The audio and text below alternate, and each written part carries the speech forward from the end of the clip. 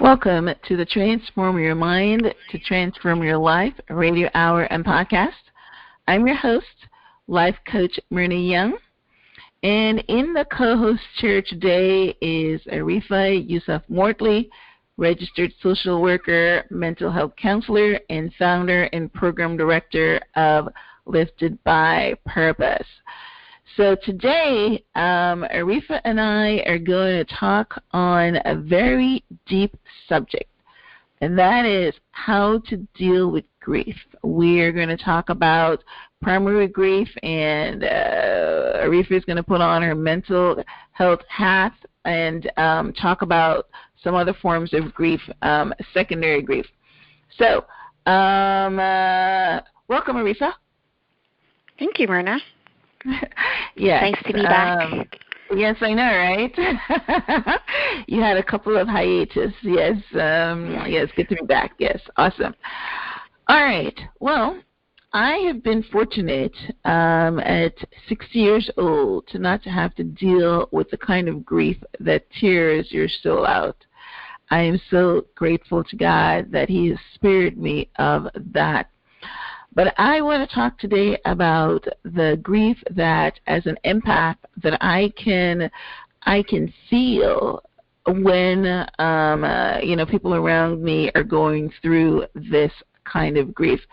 This is the kind of grief that makes you want to die. You don't want to go on. You want to die. You see no purpose in living. The kind of hurt that hurts so bad that you can't get up out of bed for weeks. So I'm not sure if any of my listeners can identify with that, but I'm pretty sure that grief in some way has touched each and every one of us, even if it's at a distance. I've heard stories of, like I said, I'm going to touch on a few of them today, of the type of grief that I'm talking about.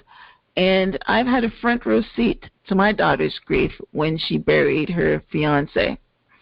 So in this show, I'm going to start off by talking about, giving you a couple of stories of the type of grief that I'm talking about.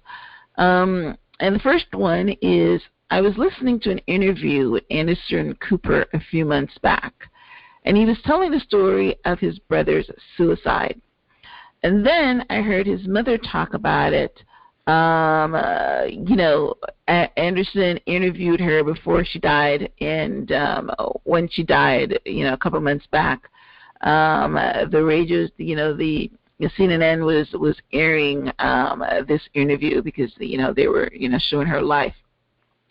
But it is something that every mother's worst nightmare. So put yourself in this scene as a mom. Your 22-year-old son wakes up from a nap and comes into your room. He's kind of disoriented, and he asks you some question that you don't comprehend because he's like mumbling. And then he just turns and runs out of your room, runs straight onto the balcony of your 12th-story penthouse. You run behind him, and you actually watch him climb up on the top of the balcony and jump. You see him splatter at the bottom of the on the sidewalk, and you are just shocked out of your mind. Think about it as a mom. Now, Gloria Vanderbilt had this experience. This is one of the soul-sucking, the worst experience that anyone can have, So, in this interview, she said that after that, she stayed in bed for weeks and just cried and cried until she ran out of tears. And she said that she has not cried since. She says that it's as if all her tears have been dried up and she has none left. And when a loved one commits suicide, the grief is even more acute because there is blame. You're wondering why you missed the signs. Could you have done something to prevent it? Even wondering if maybe you had something to do with it, if you were a contributing factor. Now, after listening to Gloria Vanderbilt's interview, I heard another interview on the Mental Health Happy Hour podcast that penetrated my consciousness on the horror of grief. Imagine the story. Again, put yourself in the story as an empath, right? The guest told a story of seeing her husband drowned in front of her and how her world changed from that day. So here is her story. She said that her husband, Matt, was a super athlete, very strong. She gave us the mental picture of him hanging from a cliff with one hand and in the other hand pulling up his 17-year-old son. So that gives a picture of a very fit athlete. She said he has been a super athlete and he's incredibly fit. She says one day they were on their way to pick up her husband's son from the airport, and they decided that before they go to pick him up from the airport, they're going to take their dog out for a walk in the woods by their home.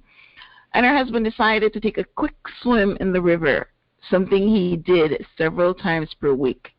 She decided that she was just going to keep playing with the dog because she didn't feel like going for a swim. After some time, she said, she heard her husband cough once and didn't think anything of it because she said, oh, Matt's got water in his mouth again. But when she heard him cough again, I guess her intuition or whatever it is kicked in, and she thought that maybe something might be wrong, so she went to investigate. She said when she reached the side of the river, she saw her husband clinging to a branch that was, growing into the river. So I guess at this part it wasn't terribly deep if a tree was growing in it. He was clinging, and she knew that something was wrong. She said the river looked the same as it looked every other time, calm on top. But as soon as she stepped into the river to help her husband, she felt the strong undercurrent. The current took her away and her dog up the river for about 2 miles before it spit them out on the shore.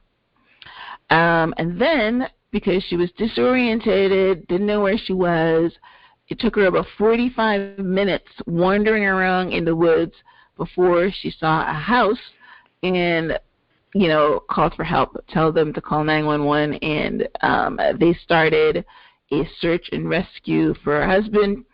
But after not finding him for about 3 hours, it became a search and recovery. She said they found him entangled in weeds at the bottom of the river. And she talks about what it felt like to pick up Matt's son from the airport later that day and tell him that his father was dead. His 18th birthday was the next day. She painted a picture that Matt's son could never again celebrate his birthday because it would always be the anniversary of his dad's death.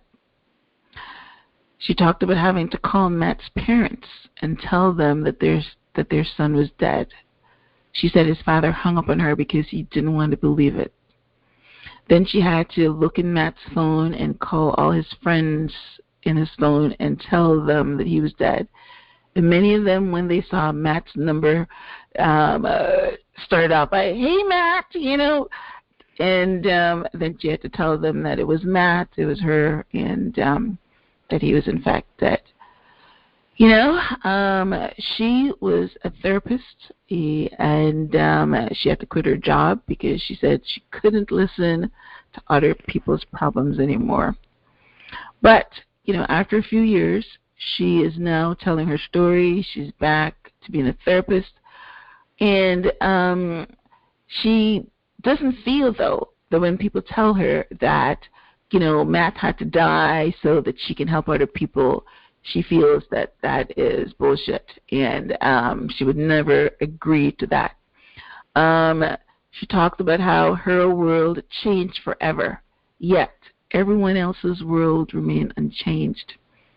Think about it. She said the sun came up the next morning, her neighbor got out and picked up his newspaper, and everybody's worlds continued, yet hers was changed forever. And a lot of times, we can't actually wrap our head around that. We can't comprehend it because we're not in that person's space. And again, she had really good metaphors. She talked about it. It's like going to the movies. You pay for a comedy, And while everybody else is laughing at the comedy, your screen split, and it's like you're watching a horror movie, you know. So, you know, as I mentioned earlier in the beginning of the show, that I've only had a first-hand, I never had a first-hand experience, but I watched, you know, the same grief, you know, take over my daughter when she, her fiance committed suicide. You know, she went from planning a wedding to going to a funeral. And, you know, I was in the middle of that. His mother called me because she didn't want to, she felt I was the best person to tell Keisha the news that, you know, her fiance, you know, committed suicide. So she called me and told me that he committed suicide. And my first response was, "You're joking." And she says, "Well, why would I joke about something like that?" And I thought, wow, what a terrible thing to say. But again, she just caught me off guard. And I had the unenviable role of telling my daughter, and I could hear her screams of anguish. And I didn't know what to do, didn't know what to say. Her world changed forever. She quit school. She was doing her master's degree at the time. You know, she went back later, but at the time, she quit school. How can you concentrate in school? You know, and I had to, again, call the professors and tell them that she quit because of the situation, and they understood. Then, you know, she had to deal with the funeral and the burial. All those things are so hard, and nobody knows what to do. You have no clue what to do, what to say, you know. The therapist said that, you know, most people don't know what to say, what to do, because our culture spins the tale that life must go on and that everything has a purpose, right? You know, but what she's doing now is that she is telling her story. She's, you know, helping other people, because most people go through grief at some point in time. I'm just a late bloomer. I'm pretty sure I'm going to get mine. So, you know, she says that you can't tell. She hates when people tell her that her husband's death, you know, helped her career, and now she can help other people, because, you know, she feels, again, I mentioned that's bullcrap. And she likens it to telling a mother who lost her baby that God had better plans for the child. And that's things that people say because they just don't know what to say. You know, and we will go through her suggestions for helping others deal with grief later on in the show. But for now, I want to bring on Arifah. This is really her space. As a mental health counselor, you know, she deals with this. So Arifah, I know we are going to segment onto, you know, other forms of grief other than death. But I wanted you to comment on, you know, maybe your experience with grief and how you help, you know, your clients deal with this, you know, firsthand grief or death of a loved one. Well, I get quite often, there's always young people that I deal with, even not just young people, even families, and they'll come to me around, you know, a death, whether it's their child or whether it's a grandparent, you know, a family member, or even a friend. And one of the things that's really challenging is, like you were saying, sometimes people will come to them and they will say, you know, this happened, you know, it's in God's hand, it happened for a reason. You know, you had time with the person, they lived a good life. You know, all these comments will be made, and sometimes they're stuck. They don't really know how to respond to that, because then they themselves feel like, are they wrong for how they feel in terms of their grief, right? And so I often get that from people that will connect with me. They'll say, like, I feel like I don't even know how to grieve because I don't want to overwhelm people. I don't want to burden people. You know, people are saying, it's testing my faith. Am I not somebody who believes? Because right now I don't believe that this should have happened, right? Mm-hmm. So I get that a lot, and I will allow them to speak. Not allow, but I will let them speak. and I will listen, and I'll let them, open up and share exactly how they feel. And I try to create a space where I say to them, I'm not your, I'm not your friend, I'm not your mom, I'm not all these individuals that you feel like you have to hold back from. I just want you to be able to say exactly how you feel and, get it all out, because that is a part of the process of, going through grief. And to say, and I'm very honest with people to say, you know what, it's not like you're going to wake up and it's going to be over, because one day you could be walking on the street and you might see somebody who looks just like your child, and you might, go through a moment where you begin to unravel. And you might have thought you were doing well. And I tell them, like, those moments are normal given what they've experienced. And it's normal to go through those stages, in life, where you are overwhelmed, where you do feel intense sadness, where you are angry, where you're questioning. All of these things are a part of us going through that process of beginning to understand what's happening, because we haven't fully come to the reality sometimes of accepting it. And then even when we do accept that the loss has happened, it doesn't mean that the hurt goes away, because the person's not here, right? Right. And so I'm very honest with people around that, and I think they appreciate it, because it gives them the opportunity to allow themselves to cry, allow themselves to be angry, allow themselves to understand, like, yo, this shit is fucked up, like, just being honest. Like, sometimes it really is fucked up, like. And so I allow them to say that and to be like, yo, like, people might come to you and say all these things, but it's okay for you to say, like, you know what, I appreciate that you care for me and you're expressing sympathy, but in this moment, I am hurt and I am mad, and I do kind of want that space, to be alone and to go through this, and to let them, and for you to know that is okay. So I'm really just a soundboard most of the times, and I'm really just, I play around with the words in terms of more around empathy, and I try to stay away from sympathy, because with empathy, that breeds connection, and I'm more so focusing in on how they're feeling. So I'll say, you know what, given the fact that's your child, you gave birth to your son, if it's a young man that's passed, you've raised them. They're a part of your home. They're a part of all your milestones and memories in life. It makes sense for you to be upset, and it makes sense for you to be angry, and it makes sense for you to feel like lost. And I think when people finally are like, yes, somebody's listening, and they're tapping into what it feels like, I think then it's the time when they're allowed to go through that, and then we can work on the other stuff. But people do have to go through that. Yeah, well, you got to grieve, right? Definitely. Yeah. So, awesome. All right. Well, one of the things that I wanted to, get to, I wanted to talk about the first part of grief, but I also wanted to get to grief from the other parts.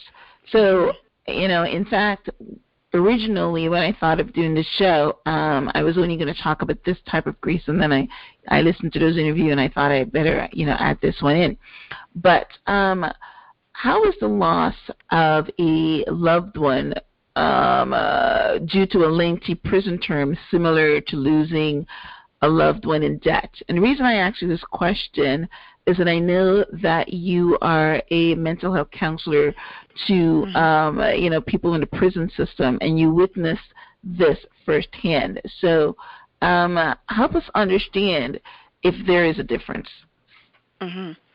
So in general, we'll say when you're talking about incarceration or an individual, say a family member or a loved one who has somebody that's incarcerated, because you can go twofold: person who's incarcerated, and then the loved one who's, their partner or friend is incarcerated. And those are considered secondary losses. So secondary losses are, some people experience it when they lose a job. Some people experience it when they have a breakup or they lose their home. But when you look at somebody who has these expectations that, they're used to seeing somebody, they're used to picking up the phone and calling their partner or their friend, and then all of a sudden, it's like there's a difference. Like, you can't just pick up the phone and call someone. They have to call you, so they're not accessible anymore. Right? And then on the other hand, you have the individual who is incarcerated, and it's the same thing. their life is changing because they can't reach out to their family. They can't let them know all the time what's going on because everything is regimented. It's a schedule. It's, can people afford to pick up that phone call? So on both ends, you'll see that they experience a similar loss to an individual that may have passed away because that person, they're still alone and that person's still not in their presence, right? And usually when people get incarcerated, depending where they live or their crime, it's quite a travel. Sometimes it's 3 hours, 4 hours. So to say, okay, well, this person's alive and I can reach them and drive over and see them all the time, that's not always the case. So when you look at natural grief, when we're talking about death, you always have people that are angry, they feel guilty, maybe they're anxious, they're sad, they go through despair. The same thing would happen to somebody who's lost somebody, going into incarceration, and somebody who's actually incarcerated would experience those same feelings. Okay. So what you're saying, the fact that you can say to yourself, at least they're not dead, how does that help the pain any? Well, it doesn't, because in an instance, it's really challenging because people always ask me this. They're like, well, that person's, no, I get it a lot. Yeah. People will say to me, well, that person is still here, right? Yeah. And it's like, yes, they are still here, but it's like a person who moved away, right? Like, sometimes you have somebody in your life, like a parent, and then say you have a divorce and that parent just picks up and they're gone, right? Mm-hmm. And you'll say that parent is still alive. They're out here somewhere, but you still may feel that intense loss of, I don't get to see them. They're not coming for my birthdays. They're not coming for Christmas. I don't get to talk to them over the phone. You still may experience those feelings of like, it feels like they're dead because you don't have access to them. Yeah, right? Yeah, so it's like I have a story actually. I have a client, and her fiance got incarcerated for 6 years. And so even though he didn't pass away, the grief was very intense for her, watching him, one, get sentenced, then being taken away on the same day, right? So you go in with hope thinking, hey, this person, maybe they're going to get 1 year or 2 years, right? But you just don't know. And then you're pregnant, put yourself in her shoes, you're pregnant, you're a month away from having a baby. And then all of a sudden, in that one day, your life changes. They're like, listen, this person's getting sentenced for 6 years. We're transporting them away. It's a 3-hour drive. And when are they leaving? They're leaving right now. You can't touch them. You can't hug them, nothing. They're gone. They're just being taken away, right? And then she delivered her baby the very next month, right? So for her, it's like she delivered the baby. He's not present. She's raising this child on her own, which is not what she planned for. When she does get a chance to visit him, which is only sometimes because, one, she, needs to get a ride up there because you have to think about gas and all these types of things. And, you also have to think she's carrying this baby because the baby's young and she wants him to see her fiance. Right. So she's doing, it's like just think physically as a woman who had a child. That's a lot. That's a lot in itself to go through. And then you're traveling up there, and then you go there, and then sometimes there's a lockdown, and you can't see the person, so you got to travel back without seeing them, right? Wow. Because you don't always have the privilege of, sometimes you can call, like you call before to say, hey, is it okay for me to come in? And, am I approved? And they say yes. But then you might get there and something could have happened within those 3 hours of driving, right? And then you can't see that person, and then you got to drive back, or you have to stay overnight and try to see if you could see them the next day if lockdown is over. Yeah. Right? So she was saying, over time, the grief, it took control of her, because she said even the phone calls, she couldn't afford all of these collect calls, because she's trying to raise this child by herself, right? Wow. So over time, the grief took a toll on her, as this was not the family life she envisioned for herself. And then likewise for him, it was difficult for him as well, because he felt he was missing out on the experiences to raise their child. and the experience of being a father. He promised he promised himself and her. He was raised without a dad, so he had said, you know what, I'm not going to be my dad. I'm going to be better. I'm going to be there for you. I'm going to watch this baby, come out. I'm going to hold your hand. Like, these were things in her head that were, in her head she didn't get. And for him, he didn't get that either. And she felt disappointed. He felt disappointed in himself, and he started to begin to feel disconnected to his family. He also experienced the grief of, like I said, other secondary griefs, like his freedom being taken away, ability to provide for his family as a man. Sometimes men, they really hold on to that, right? Being a part of the milestones of his child, so missing the child's first words, missing the child's first walk, missing the child's first day of school, missing birthdays.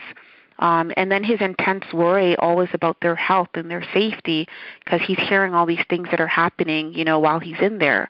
And then I remember their child had a flu, and the child was in the hospital, and he couldn't support her because they didn't know if the child was going to survive or not survive. And she was really angry at him, and he couldn't help her. Thankfully, the child did survive, but it's just the experience of worry, like imagine you're just always sitting there worrying and thinking all the time. So I remember speaking to him, and he was like, when you're in prison, all you have is your thoughts. It's like in your mind there's so many things going on, and if you don't have a strong sense to be able to focus and put yourself in a space to let things go, sometimes those things will drag you down, right? And so he began to kind of let her go a little bit for his own sanity. His own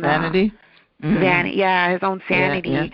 And then even for herself, she was like, I don't know if I can do this. Like, I feel like I'm becoming a different person.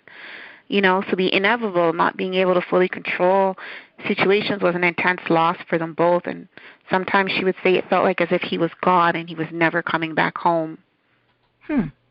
Right? Yeah. So.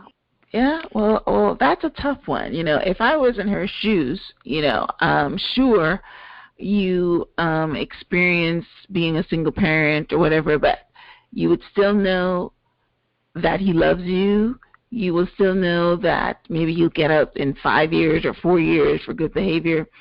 Now, I listened to an interview once with John Gray, where he was talking to this woman that her son got put away for 25 years.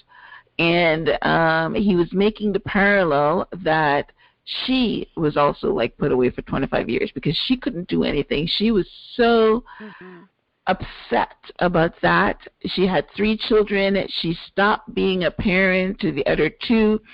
I mean, it actually controlled her because she was so grieved that her child would be in that situation. So, when he interviewed her, he said that, the sentence was for both of them. It was for the son and it was for her. And he had to help her to get out of this sentence that she had sentenced herself on. Because, she experienced some, really hardcore grief. And I think he was a young kid. I think he was only 16 or something. So that's what I'm saying. You're right. There I see the parallel because, she's wondering again what she could have done to prevent it. As she failed as a mom, how can you think about your son being locked up for 25 years? I mean, you're right. It's exactly like debt at this point in time. For 6 years, I know that it's a little uncomfortable, but I would feel that, it had an end to it. It's a short-term thing. You know what I mean? But I hear you. 6 years to me might seem... Right. Well, 6 years to me might seem, short, but it's a lifetime when you're in there. I know. Right. Well, I think the challenge with it is things change so much in 6 years, right? So it's like you watch people disconnect. Like, I've watched a lot of young people go in for a long time, and they'll come out. Like, I remember I had one guy, he came out, and that's Instagram had just started, right? And touch phones and all of this. And he was, so confused. Yeah. He was in for 10 years. Yeah. He was in for 10 years. He came out and he was a different person, he was a lot angrier. He was, always anxious, always questioning people's intentions. He literally was a different person. So it's him coming home, his family didn't recognize him because this is not how he was before. And it was just you could see the struggle with people in his life just trying to reconnect with him because his mentality was incarcerated.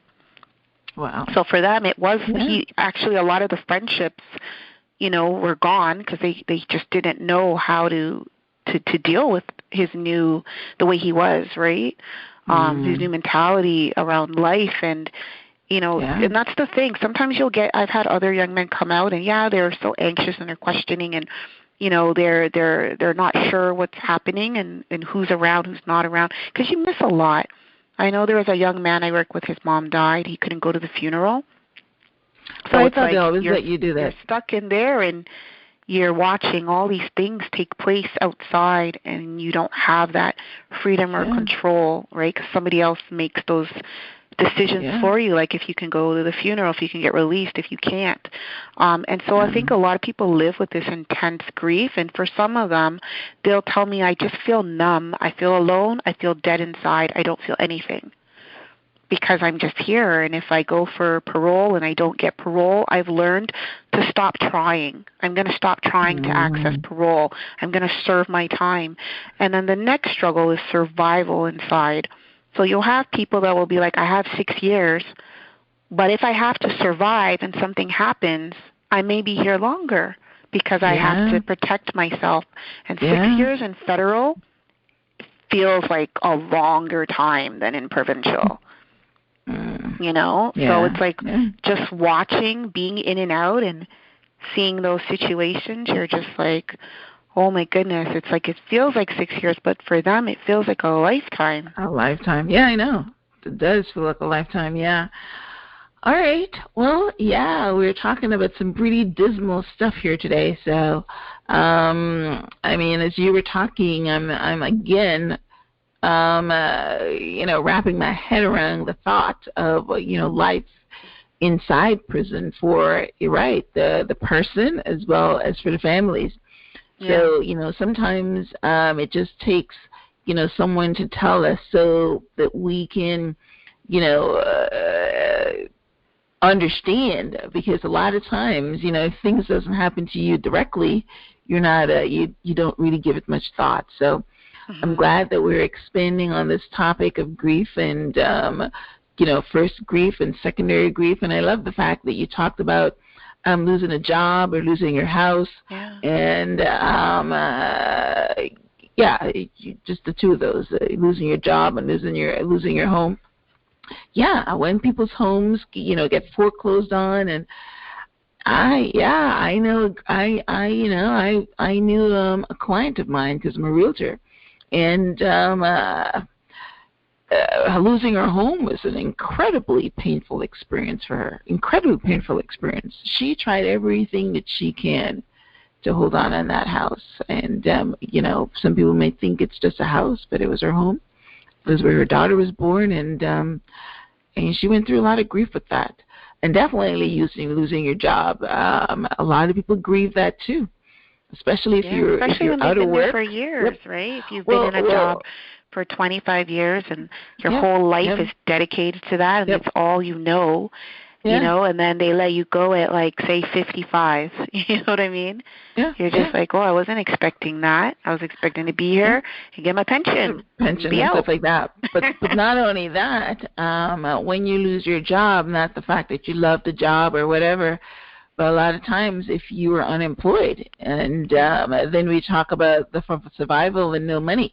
So it's losing the job, you're grieving that, and then you also have no income. So it's a double whammy. That sense of security is gone. Yep. Yeah, that's a huge one. Yeah. Yep. All right. So let's take our first break. We got a lot in the first in this first segment, and when we come back, we're going to talk about how you can help someone deal with grief, because again, as I learned from the therapist, a lot of us don't know what to do. And actually I learned by myself because, I didn't know what to do when my daughter was going through it. I didn't know what to say and couldn't help her. So don't go anywhere. Keep it locked. We'll be right back. For the very best in original electronic dance music, go listen to Dance Therapy Radio. You can listen to Dance Therapy Radio at thomastaylor.net. Just click on the radio icon. You can also email the station at dancetherapyradio@gmail.com. That is DANCETHERAPEE radio@gmail.com, where music lives. Welcome back to the Transform Your Mind to Transform Your Life radio hour and podcast. I'm your host, life coach Myrna Young, and in the co-host chair today is a mental health counselor and social worker, Ms. Arifah Yusaf Mortley. And our topic today is how to deal with grief. In our first segment, we talk about primary grief, which is the loss of a loved one through death. And we also looked at some other forms of secondary grief, which is, you losing your loved ones to incarceration, you lose your job, you lose your home. And as by the stories we all, that I mentioned, when someone is grieving, we normally don't know what to do to help them. We say inappropriate things like, they're with God, or maybe it's for the best, or things like that. And somebody that's in grief don't really want to hear those things. So, the therapist was saying that these are some of the ways that you should help people to deal with grief. And the first thing she says is never say, get over it, or it's for the best. People feel that they're helping you move on, but it's a terrible thing to say. And as Arifah was talking a minute ago when she said that she allowed her clients to just talk, she says that's exactly what you do. Allow them to grieve. If they want to talk about it, just listen. They need to feel heard. In fact, they will talk about it until they feel heard. She was giving an example of, two friends talking, and one person is saying, I still miss my husband, he died, whatever. And she will say, it's just like my divorce. We didn't talk about that, Arifah, but divorce is another one of secondary grief. Secondary grief. Right, exactly, secondary grief. And you might think, your friend might say to yourself, it's been 10 years. Why is she still talking about this man and this divorce? And she said, is that because they've never felt heard. So that's why they have to keep bringing it up. So that's a good thing. When somebody keep talking about the same thing over and over again. My husband lost his job as a police officer, and he felt that he was being discriminated about. And he talked about that thing for years and years. In fact, every time. And I would say to him, why are you keep talking about that? But, I've learned they talk about it because it's still bothering them, and they want to feel heard. They want to feel justified. So, let them talk about it. They need to be heard. Then she says, help them by taking care of daily necessities like child care, cooking, cleaning, taking out the trash, picking up the kids from school, etc., because a person that is grieving is not capable of doing any of these things. Now, I've heard of that. Like when somebody is, had a debt, the neighbors will come and bring them food and, help clean. So I've heard of that. But, it is, I never thought of it. I thought that they were just being kind. But I never thought of it from the point of the fact that, the person who's grieving is not capable of doing any of that stuff. Who cares when the garbage is going to be picked up? You're just living in this world that is not everybody else's world. And she said, sit with the thought that time does heal. The therapist went back to work helping others. My daughter went back to school and graduated on time with her master's degree.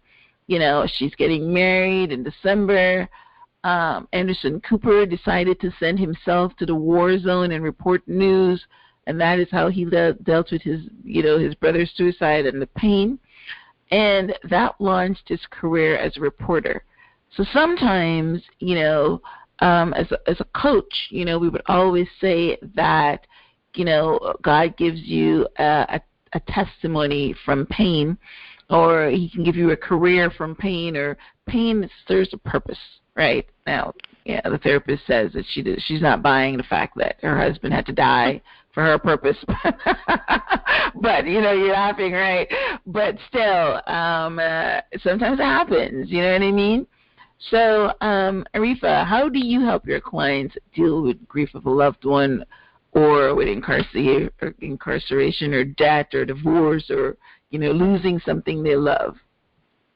Well, the steps that that the therapist gave are actually similar to what I would do. Again, just listening to the individual, letting them speak, and when they start to ask questions, like often people say, like, oh my gosh, am I supposed to feel like this? Or some people will say, I don't feel anything at all. Like, is that normal? Like, I just don't feel it. Like, it doesn't seem real to me, right? Mm-hmm. So I always say to them, like, everybody's different. Some people, like, I know there used to be a stages of change model. A stages of grief model. I never really followed that because I always felt like, people may be going through denial or anger and, go through a depressive state and all these things. But depending on, the loss, some people find themselves in different spaces. They're not always going through stuff in this in this order, right? Okay. Depending on their beliefs, depending on their faith, depending on, their support systems, depending on, their understanding of how to, maybe they had lots of losses, and through that they've developed their own strategies of how to deal with things. Like, everybody is different. So I treat everybody as it's just like, I'm dealing with you. I'm not thinking about everybody else. I'm just dealing with where you're at.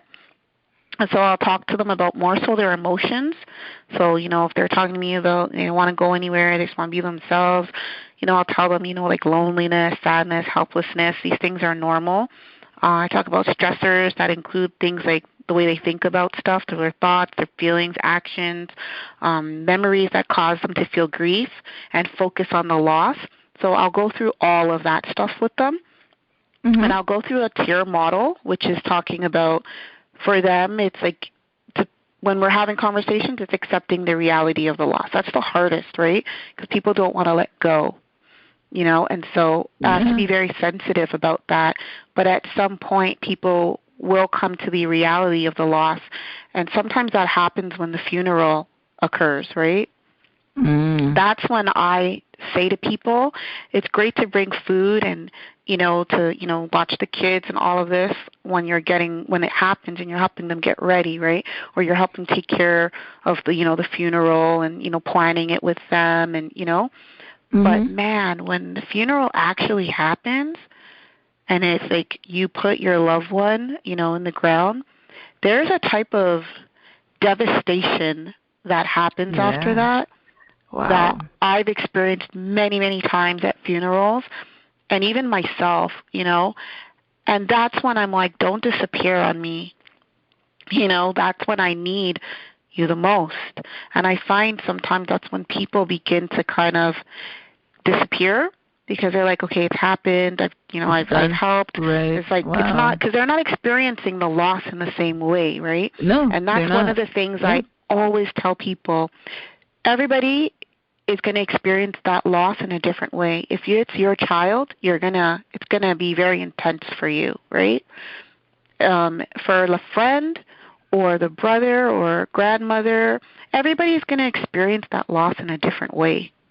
Because they have a different relationship with that person. Right. So it's like we have these expectations for sometimes people, but they don't always, it doesn't linger on for them like it may for somebody else, right? And so it's just to get to that space of I let people say, hey, you know what? this loss, it's happened. Like they come to an understanding this person's not coming back. And I tell them, take your time and experience the reality of that loss. Like, take your time with that, and then you have to begin to adjust to the new life without the person. So the new life for sometimes I see with especially parents is the bedroom stays the same, right? No one can go, the realest shit ever. The bedroom, don't touch it, don't go in it, don't touch their clothes. The bed is made the same. I want to smell the clothes. Like that will, I've seen that happen. And I mean like for years. I've only seen it in movies. I've seen it in real life. Real life. Like, wow. That maybe the brother is like, okay, you know what? Like I've come to terms of how I want to keep my brother in my memory. I have a memory box. I have all these things for him. But they'll say to me, man, but that room, I wish she would just, like, do something with it. Because that, for me, is, like, hard. But for the mom, it's like, no, I'm leaving this room the same way because I'm holding on to that person in the room. Right. So that's a challenge for different people in the family because they want to, grieve in their own way. And they want to cope in their own way, right? So, experiencing the reality of the loss, adjusting to the new life, as I said, without the person, and then reinvesting in your new reality. And so for some people, when I'm working with, especially young people, and we begin to reinvest in the new reality, I'll say, like, how do you want to keep this person's memory present? What do you want to do? And they'll say, I want to have a memorial every year. Say, okay, I want to get people together and we release balloons. I want to write letters and we all read it together. So they're finding a way to, reinvest in the fact that I've accepted this has happened. I'm not okay with it, but it happened. And, I realize there's certain things in my life, like I have to get myself up. I have to go outside. I have to, experience life because I'm still here. But I still want to hold on to that person. So we just kind of figure out what do they want to do that makes them feel good, and then also how do they begin to reinvest back into their own life of getting back into their own routine. So I say to them, express yourself, talk to a friend, family member, a counselor. Allow yourself to feel sad. It's a healthy part of grieving. Keep your routine up. Once you're able to kind of get yourself out of bed and you have friends that are, saying, hey, I'm going to help you with this, eventually it will come, right? Get some rest because often when we're grieving, we don't sleep very well. And so try your best to, like, figure out how you get rest, whether that's burning essential oils on the nighttime, whether that's talking to your doctor if you really are struggling to see if there's something you could take to help you sleep. Listen to music or express your emotions using the arts. Obviously I always push that too. Connect with your spirituality, eating healthy and exercising because those things, like we always talked about in our previous episodes, they increase your dopamine. Avoiding drugs and alcohol. People always say have a drink, or I see a lot of young people like we're going to pour out liquor, we're going to drink a bottle, we're going to drink the pain away. Drugs and alcohol actually make you feel worse, right? And so I always say, to anybody, when you're going through a loss or you're feeling overwhelmed, the worst thing to do is to take drugs and to drink. It's just going to amplify, the way that you're feeling. And then honor your special person. So I encourage treasure fond memories like drawings, photos, music, memory boxes, things like that. Connect to nature. Make a special memento like writing a letter or preserving a loved one's memory, whether that's photos or, anything like that. And then leaning on support from friends, family, professional support.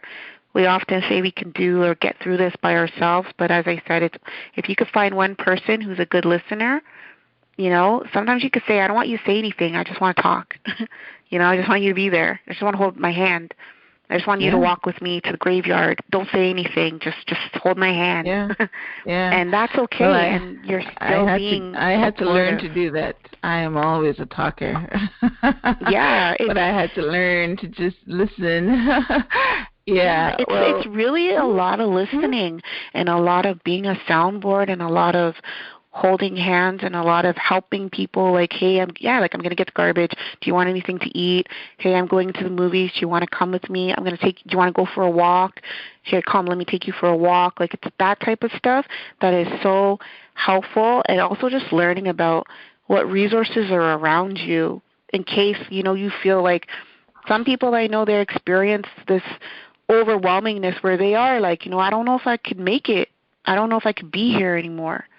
Like the grief is that intense depending on what their relationship was with that person. And so in that case, it's like, okay, like this is more than just, grief now, right? This is getting into other territories, like where it's really impacting your mental health on another level. And so in those instances, I always say you really need to seek out help. Okay. So yeah, those are my ways of coping with grief and loss. Okay. Well, yeah, that was a detailed list. It's pretty good. But let's take our second break very quickly, and when we come back, we will wrap up and just leave some extra tips on this subject. So don't go anywhere. We'll be right back. For the very best in original electronic dance music, go listen to Dance Therapy Radio. You can listen to Dance Therapy Radio at thomastaylor.net. Just click on the radio icon. You can also email the station at dancetherapyradio@gmail.com. That is DANCETHERAPEE radio@gmail.com, where music lives. Welcome back to the Transform Your Mind to Transform Your Life radio hour and podcast. I'm your host, Coach Myrna Young, and we are in the co-host chair is Arifah Yusaf Mortley. And Arifah and I have been talking today on grief, how to deal with grief. We're talking about the grief, a death of a loved one or secondary grief. Arifah, and I laid out in our last segment some of the ways that people can help you to deal with grief, or we're just expanding the conversation to, help your listeners help people who are grieving, because their world has changed forever. And even though your world remains the same and it's hard to put yourself into their shoes, once we have more conversation around it, then we will know what not to say and what actual help they need. So we've talked about the fact that they need someone to listen. They need someone to do the mundane task in the home, help with the kids. They need support. And what they definitely don't need is just somebody to say, time will heal all wounds, or, it's best for the person, or any of that stuff. Those are the things that absolutely do not help. And people say that because they don't know what to say. So as we wrap up our show, we're almost out of time. I want to thank Arifah for definitely expanding my my consciousness on incarceration and the grief that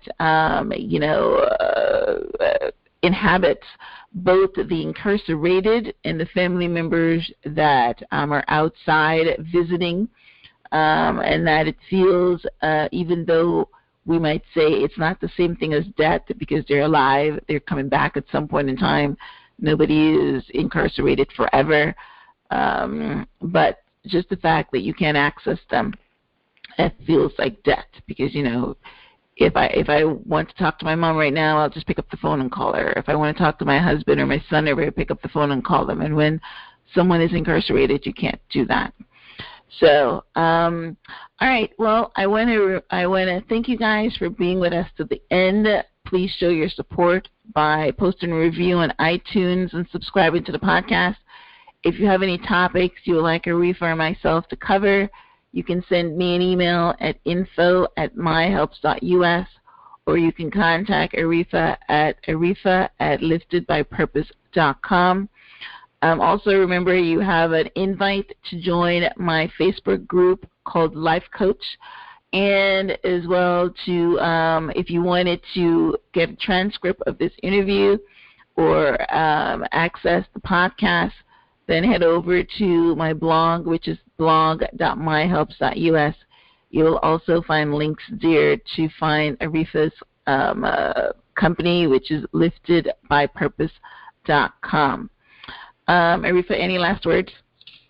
No, I can just leave out a quote that says, grief is like the ocean. It comes in waves, ebbing and flowing. Sometimes the water is calm and sometimes it's overwhelming, and all we can do is learn to swim. And that's by Vicki Harrison.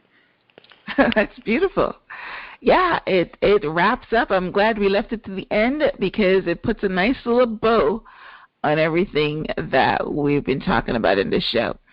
All right, well, listen, I do appreciate all of you listening and tuning in. I hope you meet us here again next week. And until next time, namaste.